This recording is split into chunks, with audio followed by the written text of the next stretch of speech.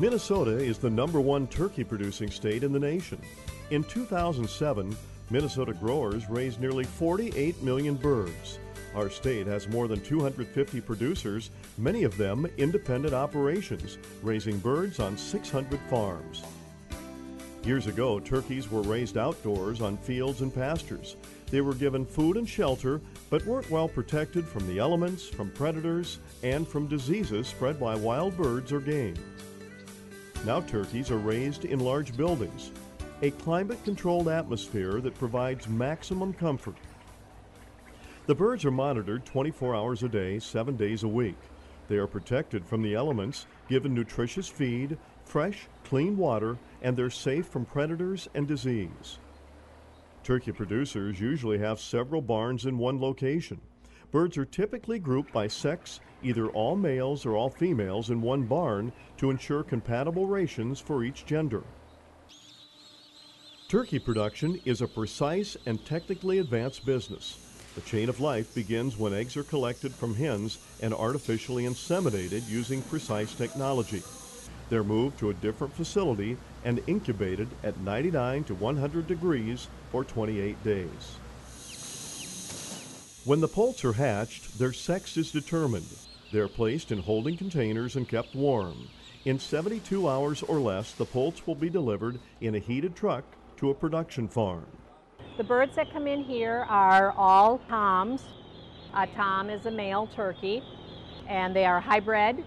That's the type of bird. They'll stay in this facility for 6 weeks, then move to a growing barn.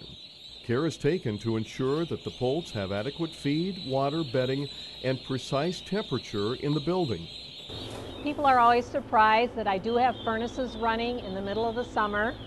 My goal, of course, is to keep the heat very even in here. Turkeys are very, very sensitive, and you don't want the temperature to be fluctuating greatly. The feed ration is specialized for optimum growth rate and to maintain excellent health. The feed that we're feeding is a crumble mash feed. If you smell it, you can smell the molasses in it, as well as the corn and soybean. It smells very good.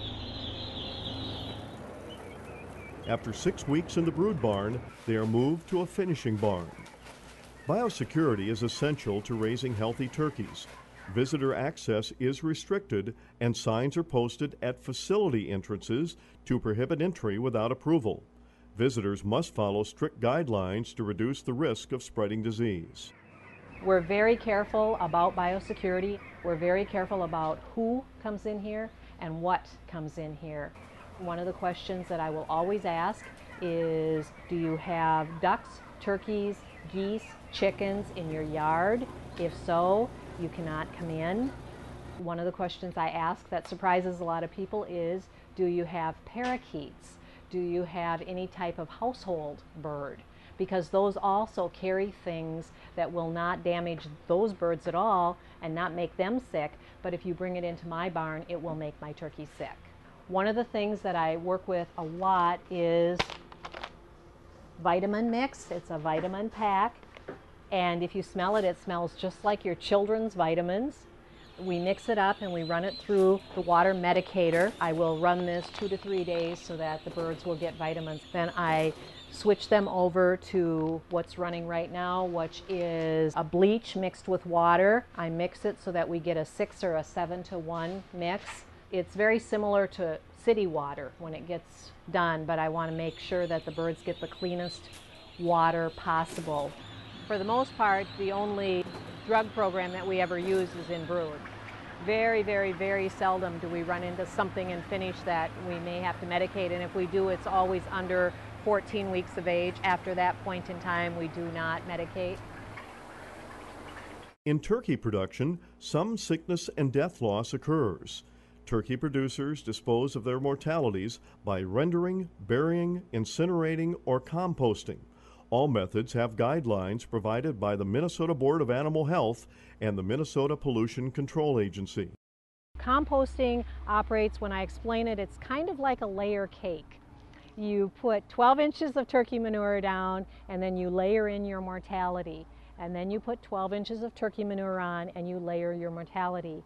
It works very similar to if you would put a hamburger on a cookie sheet and put it in your oven at 200 degrees and not take it out for 5 to 6 days. When you would go to take that hamburger out, there would just be dust left on the cookie sheet.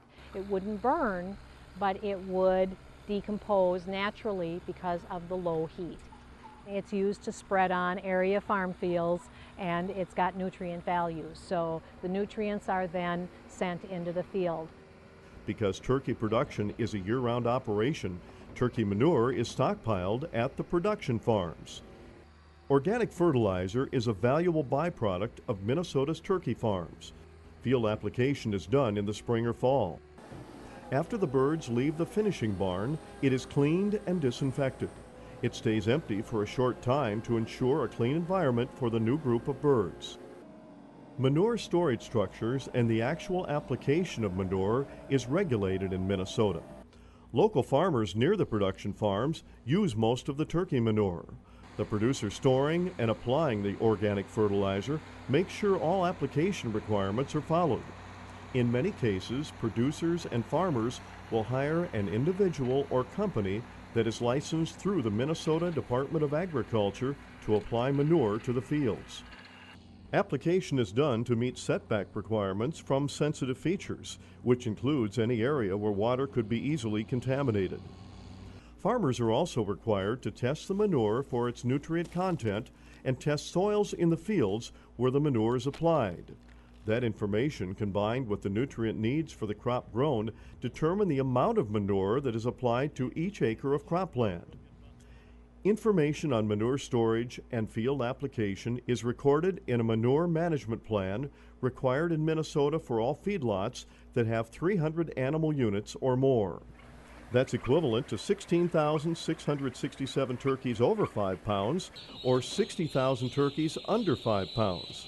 Smaller operations use a different management plan. Our farm is permitted. We have both a state and a federal permit. It sets standards not only for turkey producers but also for all of the other animal agriculture groups as well. There are guidelines for us to use as far as setbacks from groundwaters, from road systems, from housing. So they're in place to give us those guidelines in a manner that will work not only for the producer but also for the producer's neighbors. Keeping records is important for any feedlot operation. Meeting environmental standards and getting the most out of manure as fertilizer is a key to economic success. Turkey manure has incredible nutrient value. It has actually 10 components in it. It has N, P, and K, nitrogen, phosphate, and potash, but it also has trace nutrients as well, and one that surprises many people is calcium. Turkey manure, especially tom turkey manure, is full of calcium because the male turkey doesn't need to use the calcium to produce eggs. So our calcium level is incredibly high, and area farmers that do use our turkey manure don't have to add lime to their fields because they're getting the calcium through the turkey manure. Minnesota turkey farmers are leading producers of high-quality protein for consumers. They use excellent animal care methods, use environmentally sound management practices, and follow strict state requirements regarding manure storage and handling.